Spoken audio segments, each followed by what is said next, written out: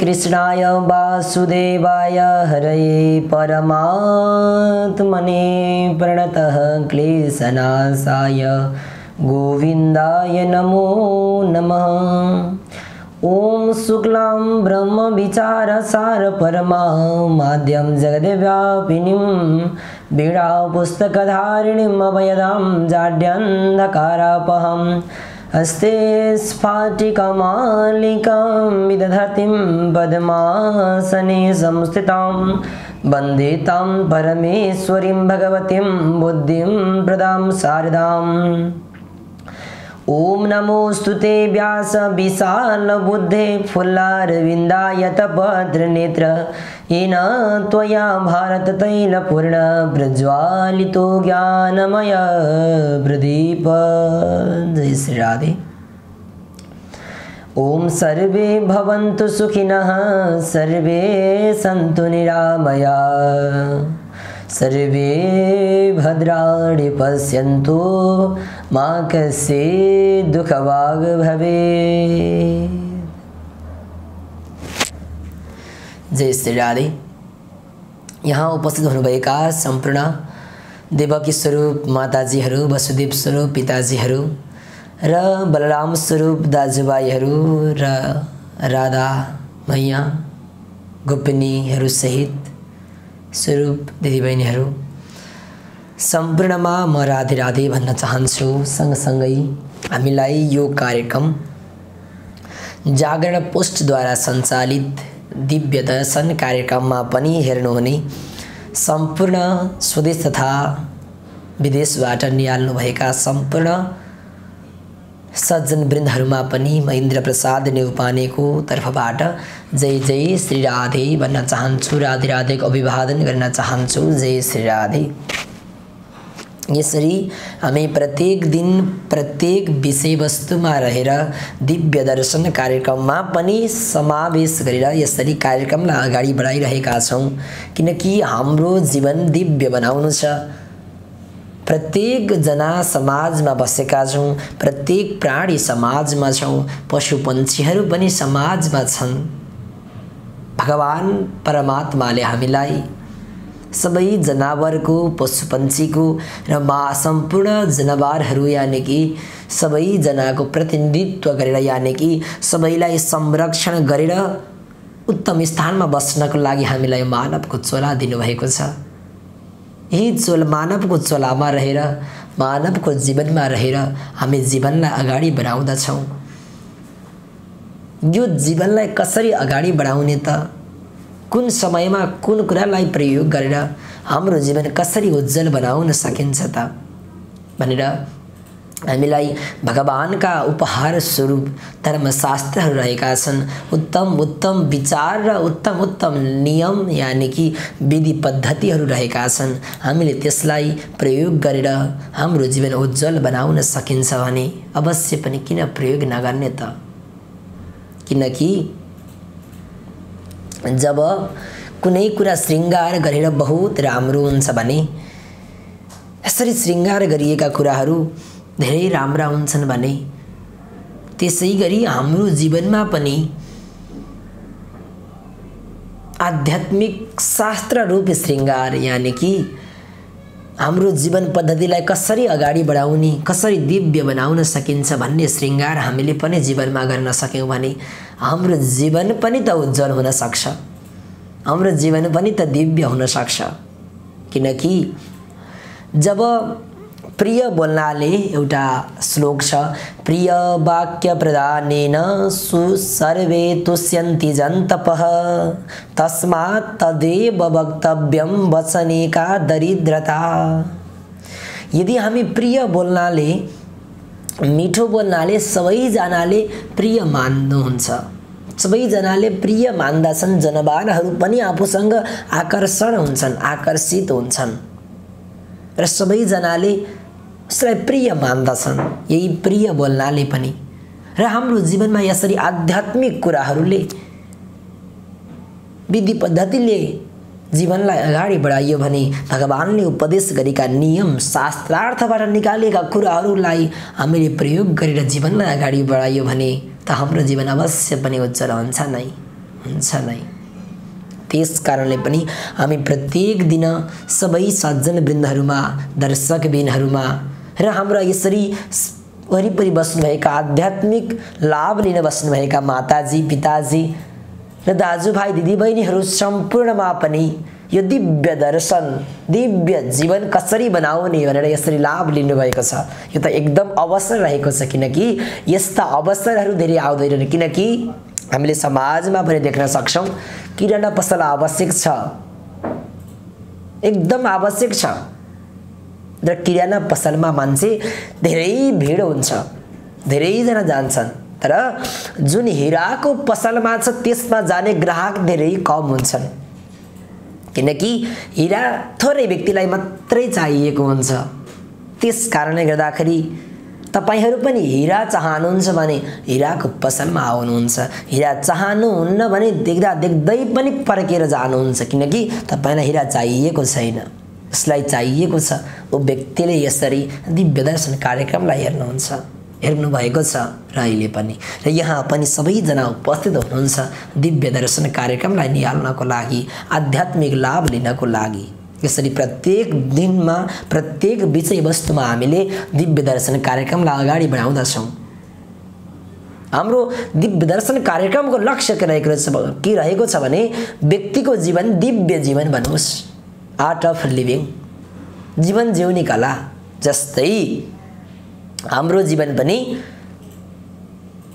Divine life, दिव्य जीवन, दिव्य दर्शन, यी सबै परिपूरक रहेका छन्। त्यस कारणले गर्दाखेरि हाम्रो एउटा मात्र लक्ष्य हो व्यक्तिको जीवन दिव्य जीवन बनोस्, आध्यात्मिकमय जीवन बनोस्।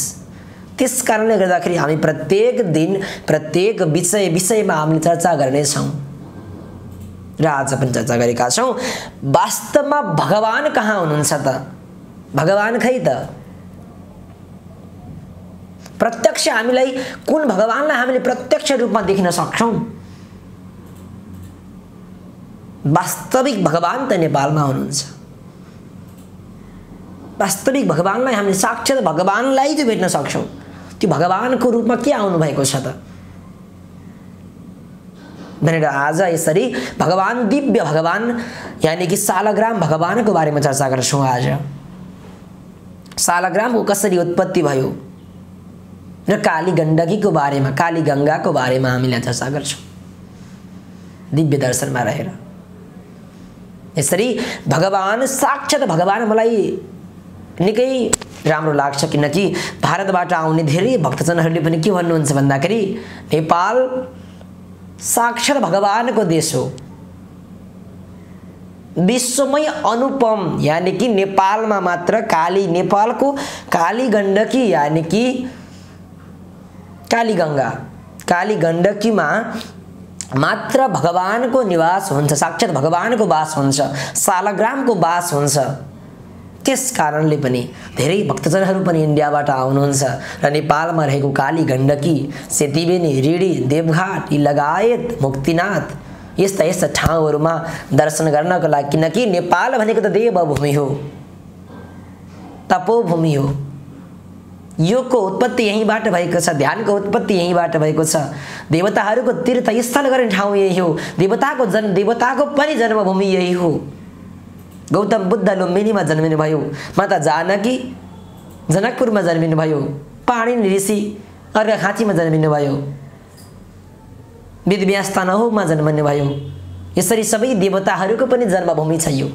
हामी त दिव्य जन्मभूमिमा पनि जन्मिएका छौँ। जननी जन्मभूमि स्वर्गादति गरीयसी, किनकि आफ्नो जन्मभूमि त स्वर्गभन्दा पनि प्यारो छ। तर हाम्रो जन्मभूमि त देवभूमिमा हामी जन्म लिन पाएका छौँ। पर्वतमा माता पार्वती जन्मिनु भएको छ, यस्तो दिव्य भूमिमा हामी जन्मिन पाएका छौँ। यो त हाम्रो भाग्यको कुरा रहेको छ। यसरी नै भगवानको जन्मभूमिबाट, देवभूमिबाट आज हामीले यसरी कार्यक्रम प्रसारण पनि गर्दैछौँ। आज हामी भगवान सालग्राम भगवानको विषयमा चर्चा गर्दछौँ। कसरी भगवान उत्पत्ति हुनुभयो त? कसरी भगवानको यसरी विश्वमै अनुपम काली गण्डकी माता नेपालमा मात्र हुनुहुन्छ। सालग्राम भगवान पनि त्यतै हुनुहुन्छ। यसरी पुराणमा पनि सालग्राम भगवानको निकै व्याख्या गरिएको छ। अब हजुरलाई म विषयवस्तुतिर जान चाहन्छु। पुरा विष्णुस्तपस्तेपे लोकानामं हितकाम्यया हिमालयगिरौ रमे देवतः गणसेविते ततो बहुतिथिर्काले याते सति तपस्यत वज्रतीव्रः तेज पायुरासिद् येन लोश्चरचरा यस्युत्स्मरा समुद्भूत श्वेतपुरस्तुतगण्डयो तेन जाता धुनि दिव्या लोकनाम विहारिणे। वराह पुराण अनुसार यज्ञ पुरुष वराह भगवान र पृथ्वी देवी को संवादमा काली गण्डकी को उत्पत्ति र सालग्राम महिमा यसरी वर्णन गरिएको छ। ल सुन्नुभयो नि त। अब यसको के भनिएको त वास्तवमा, अर्थात उनै जगतका अधिपति भगवान विष्णु देवताको आश्रय स्थल एवं देवगण सेवित हिमालय पर्वतमा लोक कल्याण गर्ने मनसायले शिवजीको तपस्या गर्न लाग्नुभयो।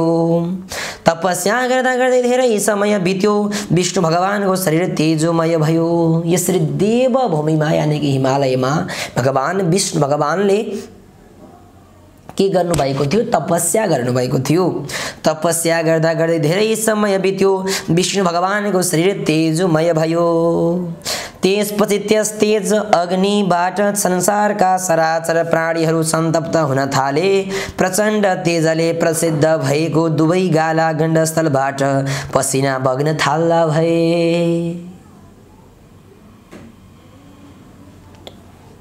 त्यही पसिनाको बाणबाट संसारको पाप नाश गर्ने दिव्य नदी प्रकट भइन्। यसरी विष्णु भगवानले पनि तपस्या गर्दै गर्दै जाँदाखेरि विष्णु भगवानको शरीर प्रचण्डमय भयो, यानि कि तापमय भयो, ऊर्जामय भयो, दिव्य जाज्वल्यमान जसरी भनिन्छ यो शब्द छ, त्यस्तै गरी दिव्य प्रकट भयो, यानि कि तेजोमय भयो। त्यस्तै गरी गलगाण्डबाट गण्ड गालाबाट उत्पत्ति भएकी हुनाले त्यही पसिनाको बाणबाट संसारको पाप नाश गर्ने दिव्य नदी प्रकट भइन्। यसरी यानि कि बाण भनेर गालालाई भनिएको छ। गण्ड गालाबाट उत्पत्ति भएकी हुनाले तिनको नाम गण्डकी भयो। गण्ड गण्ड भनेको गाला, गालाबाट उत्पत्ति भएकी हुनाले ती उत्पत्ति भएकी नदीको नाम गण्डकी हुन गयो। सुन्दरता र पवित्रताले भरिएकी गण्डकीले नारायण दर्शनार्थ हिमालय शिखरमा एकाग्रचित्त बनाएर लामो समय तपस्या गरिन्। तपस्याबाट भगवान नारायण विष्णु प्रसन्न हुनुभए, दर्शन दिनुभयो हो। प्रसन्न हुनुभएका हरिले काली गण्डकीलाई वर माग्न आदेश गर्नुभयो। गण्डकीले विष्णुको स्तुति गर्दै वरदान मागिन्। यसरी गालाबाट प्रकट भएकी गण्ड भनेको गाला। त्यसपछि यसरी विष्णु भगवान तेजोमय भएर भगवानको तपस्या गरे। भगवानले पनि भगवानको तपस्या त गर्न हुन्छ नि त। समाजमा बसे पनि समाजको सत्कार गर्नुपर्छ, मानवले मानवको सत्कार गर्नुपर्छ, देवले देवको सत्कार गर्नुपर्छ। यसरी परस्परमा आफै सर्वश्रेष्ठ भइकन पनि भगवानको आफू परस्परका यानि कि आफूभन्दा ठुलाको पनि तपस्या गर्नुपर्छ। यस्तै गरी विष्णु भगवानले पनि तपस्या गरिरहनु भएको थियो। त्यही तपस्या गर्दा गर्दै प्रचण्ड स्वरूप भएर, दिव्य स्वरूप भएर, तेजोमय स्वरूप भएर विष्णु भगवानका गालाबाट पसिना बग्दा भए। त्यही पसिना यानि कि गण्डबाट बगेका हुनाले तिनको नाम गण्डकी हुन गयो। र यसरी आशीर्वाद प्राप्तको लागि, वरदान प्राप्तिको लागि ती गण्डकीले पनि तपस्या गर्दा भइन्। यसरी तपस्या गरिसकेपछि आशीर्वाद दिने बेला आयो। जबकि कुनै कुरा इच्छाइसकेपछि, प्रसन्न भइसकेपछि, उनको कामले राम्रो प्रसन्न भइसकेपछि, तपस्याको कुराले प्रसन्न भइसकेपछि अवश्य पनि वरदान दिनुपर्छ। भगवानले पनि यसरी उपस्थित हुनुभयो वरदान दिनको निमित्त। अब के भन्नुहुन्छ भन्दा, मम गर्भगते भूत्वा विष्णु मत पुत्रतां व्रज। के इच्छा छ के वरदान माग्छौ माग भनेर यसरी विष्णु भगवानले भन्नुभयो। त्यही समयमा गण्डकीले के माग्नुभयो भन्दाखेरि मम गर्भगतो भूत्वा विष्णुमत्पुत्रतां व्रज। हे भगवान, हे नाथ, मेरो तपबाट प्रसन्न हुनुभएको छ भने मेरो गर्भमा तपाईलाई राख्न चाहन्छु। प्रवेश गरेर सिधै पुत्र भावमा रहनुहोस्। हे भगवान, तपाईलाई मैले मेरो गर्भमा राख्न चाहे। यसरी आशीर्वाद माग्नुभयो। कसले भन्दाखेरि गण्डकी माताले। यसरी गण्डकी माताले भगवान विष्णुलाई पनि अब तपाईलाई मैले मेरो गर्भमा राख्न चाहन्छु, म माता भन्न चाहन्छु हजुरको भनेर यसरी वरदान माग्नुभयो। तपस्या गरेर वरदान मागे कि त्यस्तै गण्डकीलाई अब भगवानले पनि वरदान नदिन त भएन, किनकि उनैको तपस्याबाट प्रसन्न भएर हे गण्डकी आशीर्वाद माग्नुहोस्, माग भनेर यसरी विष्णु भगवानले वचन दिनुभएको थियो।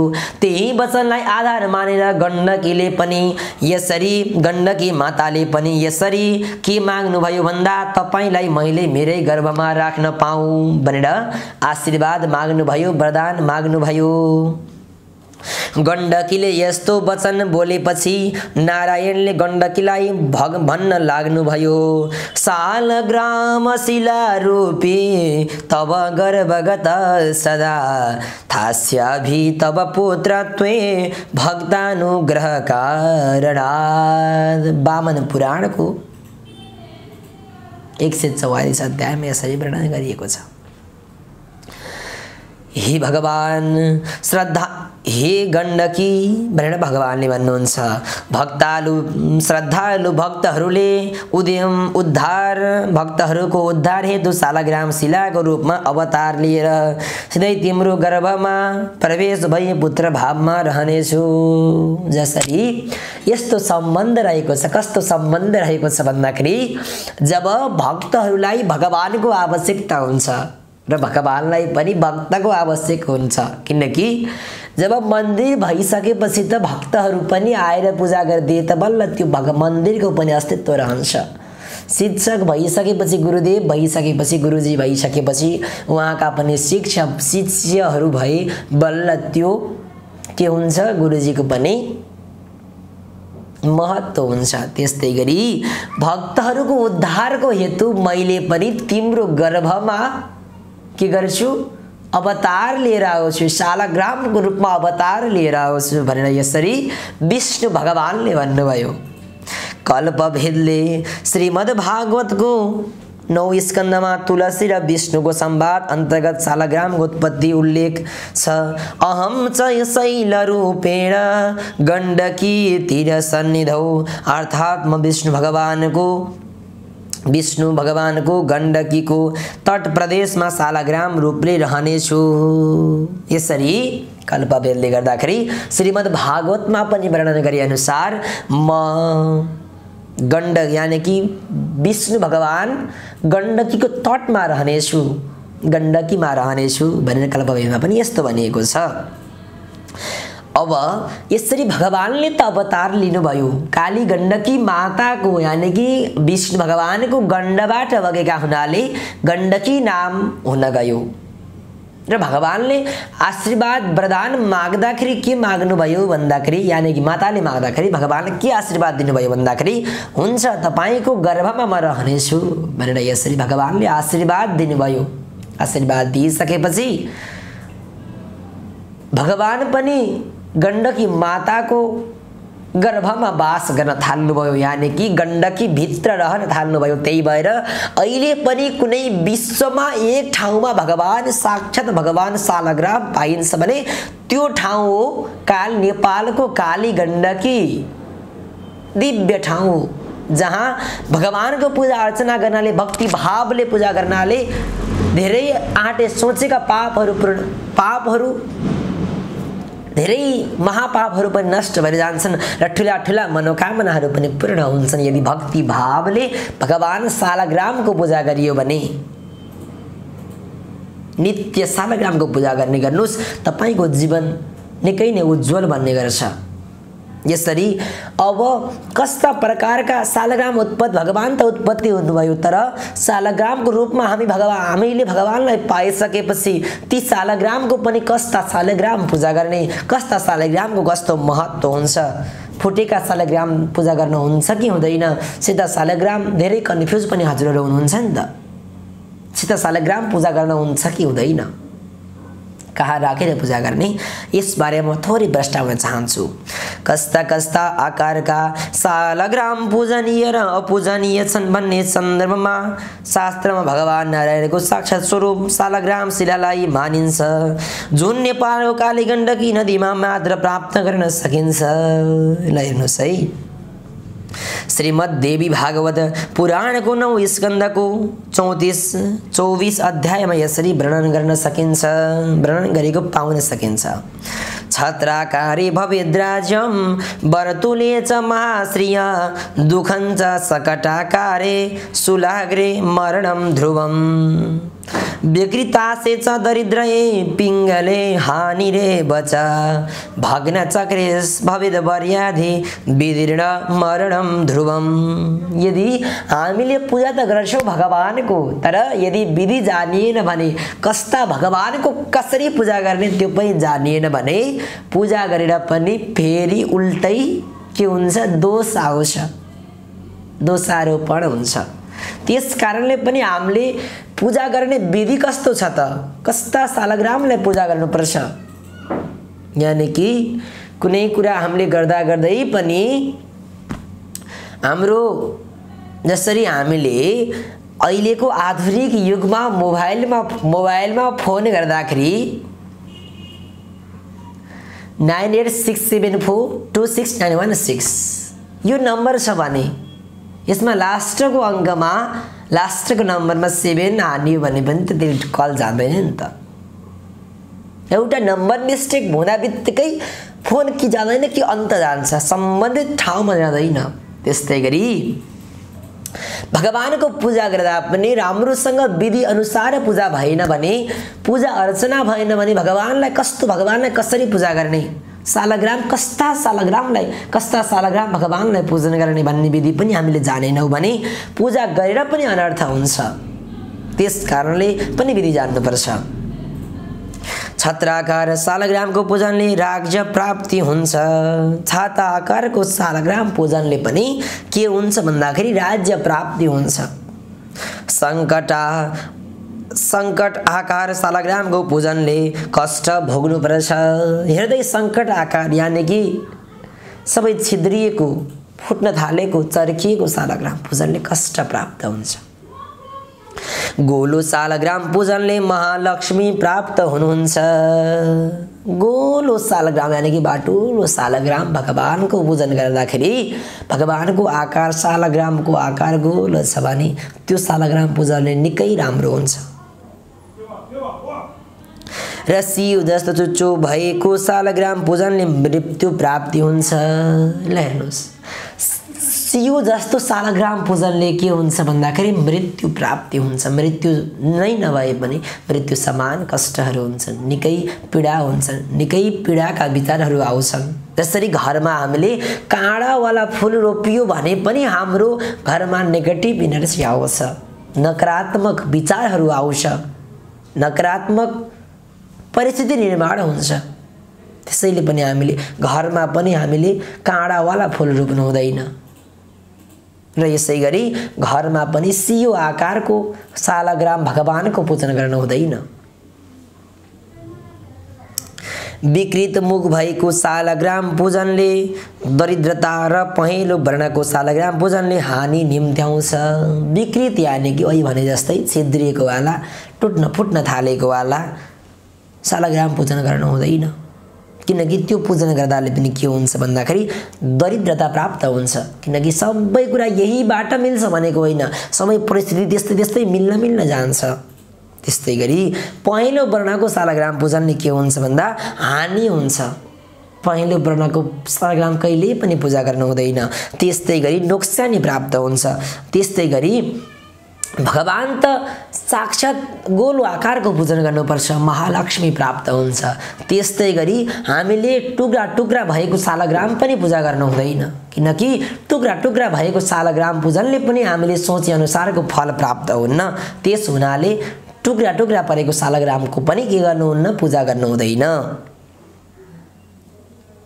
रोग र विदीर्ण प्राप्त हुन्छ, मृत्यु प्राप्ति हुन्छ। त्यस कारणले गर्दाखेरि टुक्रा टुक्रा भएको सालग्राम पूजा गर्नु हुँदैन। त्यसैले भक्तहरूले सदैव गोलो एवं छत्राकार कालो सालग्राम पूजन गर्नुपर्छ, किनकि हाम्रो सालग्राम देवता भनेको त कालो स्वरूपको हुनुहुन्छ, कालो रङको हुनुहुन्छ र गोलो आकृतिको सालग्राम पूजन गरियो भने बल्ल हामीलाई के हुन्छ, हामीले सोचे अनुसारको फल प्राप्त हुन्छ। हेर्नुहोस्, त्यस्तै गरी व्रतदानं प्रतिष्ठा च श्राद्धं च देव पूजनं सालग्रामस्य सान्निध्यात् प्रशस्तं तद्भवेदिति। अर्थात् व्रत दान प्रतिष्ठा श्राद्ध तथा देव पूजन आदि कर्म गर्दा सालग्राम सान्निध्य हुनुपर्दछ।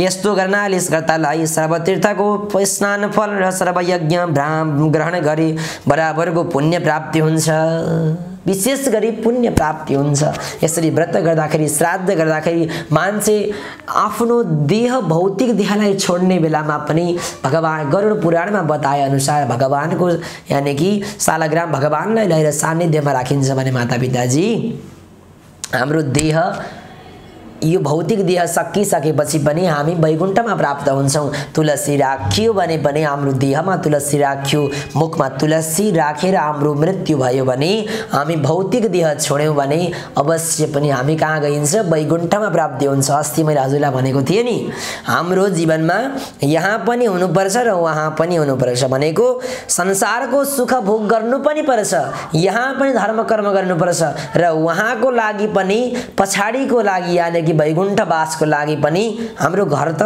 कसैले भन्ने चलन छ नि, तपाईको यहाँ घर कहाँ छ, यहाँ घर मेरो यतापट्टि छ। त्यसै गरी पहाड घर कहाँ छ, पहाड घर पनि मेरो त्यो ठाउँमा छ। त्यस्तै गरी यो संसारको घर यहाँ बनाउनु छ हामीले र हाम्रो अर्को घर पनि बनाउनु छ, माथि बनाउनु छ।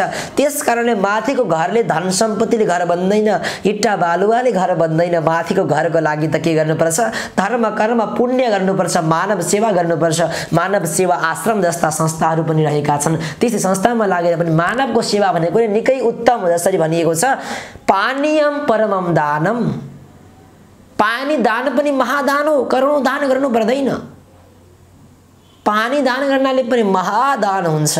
त्यस्तै गरी हामीले मानव सेवा गर्नाले पनि के हुन्छ भन्दाखेरि महासेवा हुन्छ, महापुण्य हुन्छ।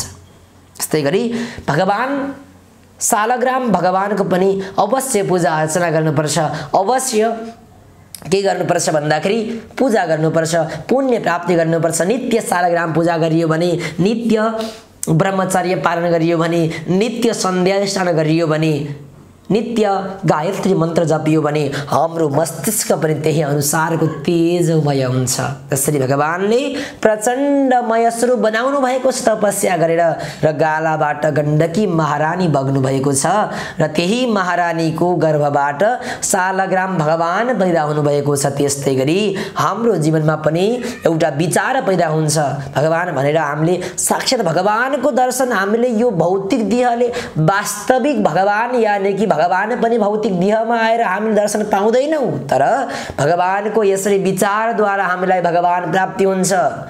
उत्तम उत्तम विचारहरू आउँछन्, उत्तम उत्तम कार्य गर्न हामीले सक्छौँ र हामीले दिव्य भगवानलाई प्राप्त गर्न सक्छौँ। यो नै दिव्य दर्शनको महान लक्ष्य हो। त्यस्तै गरी भगवानलाई हामीले सधैँ पूजा अर्चना गर्नुपर्छ भन्दै यसरी भगवानको पूजा गरियो भने, सालग्राम भगवानको पूजा गरियो भने निकै पुण्य प्राप्ति हुन्छ। मर्ने बेलामा पनि सालग्राम भगवान सान्निध्यमा भगवानलाई छोएर हाम्रो देह गयो भने अवश्य पनि वैकुण्ठमा प्राप्त भइन्छ। यसरी आज हजुरलाई सालग्रामको बारेमा बताएँ। जय जय श्री राधे।